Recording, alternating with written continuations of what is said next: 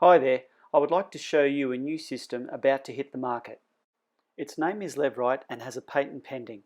It controls the high and low water levels in your pool. It can be fitted to most existing pools and all new pools. Levrite saves you time not having to empty and fill your pool and saves you money by preventing your pool from overflowing, wasting water and chemicals.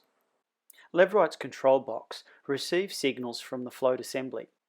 The signals activate relays controlling solenoid valves and/or pumps to control the water levels. If your pool is topped up by the water mains, Levrite will open up a valve to fill your pool, or start a pump if you're filling by a water tank. If the water level is too high, Levrite starts a pump to lower the water to a desired level. This is an example of the Levrite system installed to an existing pool. We will show you how to install the float assembly a little bit later on. Getting the float cable out to the control box was quite easy with this pool. As you can see, the cable disappears under the lid here and runs underneath the tiles all the way to the end. I managed to run a drill in between the tile and the slab all the way to the skimmer box. Normally there'd be a garden on this side, so you can still do the same thing. Then the cable has to run to the control box, which in this example is mounted right there. This is a typical pool pump area with the Levrite system fitted. This is the lead powering the drain pump. The water pump is only activated when the water level is too high and when the timer is in the activation period. A 1 horsepower pump is all that is required. I had to use the anti-siphoning solenoid on this option because the pool water is much higher than all the pool equipment. When the pump is activated, the solenoid valve opens and pumps the water through this pipe, through the one-way gate, and joins via a T into the existing backwash pipe. The one-way gate is fitted so when the pool is in backwash mode, it keeps the water pressure off the drain pump and solenoid. For the suction side of the drain pump, I'm taking water from the second skimmer box of this pool. I would prefer to take it from the solar suction, but this pool does not have solar heating. This is the new suction pipe for our drain pump, teed in to the existing suction pipe from the skimmer box. When the drain pump is activated, water travels through this one-way gate. And this one ensures water only gets sucked back from the skimmer box. The pump then draws the water back through this pipe into the pump right here. This is the filling side of the Levrite system. As you can see, there is a fill solenoid with the 24 volt cables running to the control box. The fill solenoid only activates when the water level is too low and the timer is in the activation period. A one-way check valve must be fitted when using mains water to fill your pool. I fitted a water pressure regulator on this system to prevent water hammer throughout the house, because when it's filling, the solenoid valve can open and close a few times, and this can be annoying if your house suffers from water hammer. Water supply must be available so you can connect it to your solenoid valve. If you're having trouble getting your float cable to the control box, you can run it through the skimmer pipe to the pump area. Get a tough drawstring and tie it to either a balloon or a piece of rag. With the pump running, this will allow the string to get pulled all the way through to the pump leaf basket. With the pump running and the skimmer basket out, lower the balloon down to the bottom of the skimmer box. Then feed it into the suction pipe and keep letting the string out so it pulls through all the way to the basket. The pump will not get damaged as the basket prevents anything from going into the impeller. Now that I can see the balloon in the basket, I know that the string is all the way through. Now you need to find a place to cut the suction pipe, pull your cable through and fit the T-piece and seal it all up. This is my suction pipe here. The drawstring is inside that pipe all the way up and into the skimmer box. So we've got to cut that pipe and pull that string out right there. Now when you cut the pipe, you have to be careful not to cut the string line. That's why the string line needs to be quite tough. The suction pipe has been cut and the float cable pulled through. In this particular example, there is no flexibility in the pipes. I can't push them apart to fit a T-piece. So I'm going to use a T-piece with a slip joint, and I'll show you that soon. This is the T-piece I'm using. It's through Rollerchem. I'm using this reducer, the blue one, just to reduce the size, and then I'll be fitting in an electrical gland into that section there, which seals the cable and prevents any water leaks. The T-piece and slide joint are now fitted in position. The black cable gland is fitted with the red float cable pulled through. Tightened up with the fingers, it's all full of water, absolutely no leaks.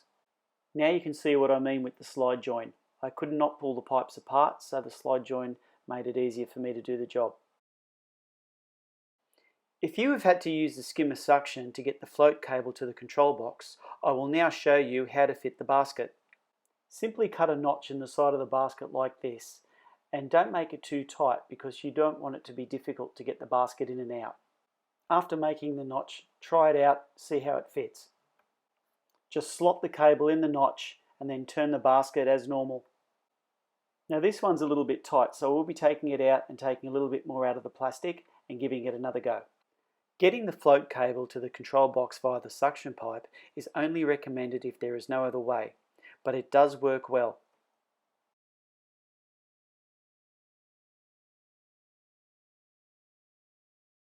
In this part of the video, I want to show you where to mount the float bracket. Use a tape measure or a ruler so you can measure 20 to 30 millimeters above the skimmer mouth opening. So 30 millimeters above the skimmer mouth opening measures 20 millimeters down from the top of the white skimmer box. I'll just point to it now. We need to mirror the same measurement completely opposite the skimmer mouth to give us the point for the top screw in the mount. Okay, we're looking at the back of the skimmer box now.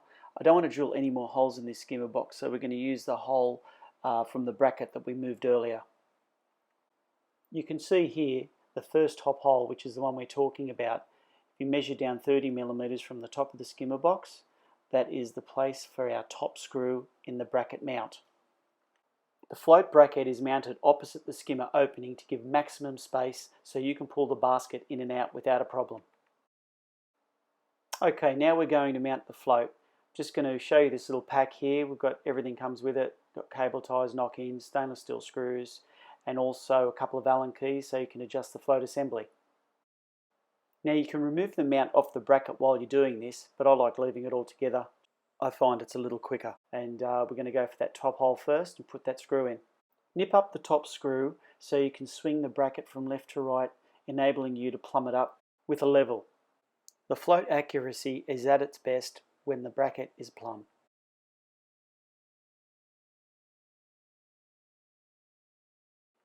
After the top screw has been tightened, just check it again and then fit the second screw.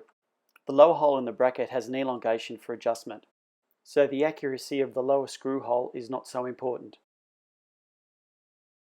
The drill size for the knock-ins is a 6mm masonry bit.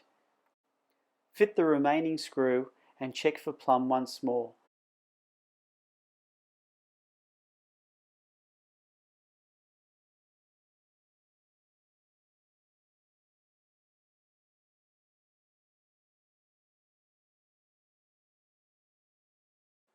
Time to adjust the floats.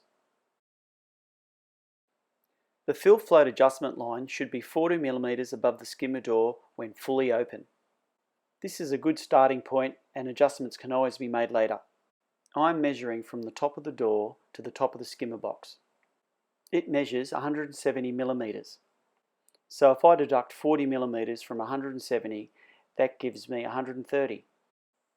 Now if I measure 130mm down from the top of the skimmer box, it will give me my adjustment line position.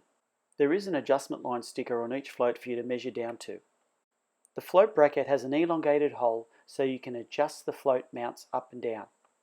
If further adjustment is required, use the 4 holes in the bracket mount to adjust the float assembly up or down. Use the Allen key provided. The smaller Allen key is for removing the float baffle caps. Once you are happy with the fill float position, nip up the bolts. The drain float line should be 20mm below the roof of the skimmer throat opening. Once again, this is a good starting point and adjustments can be made later on. So 20mm below the top of the throat opening is 70mm from the top of the skimmer box. Once you are satisfied with the position, tighten up the float bracket. A fully detailed installation manual comes with every Levrite system. If you have any questions, please comment below and I'll get back to you. or email me rod@levrite.com.au.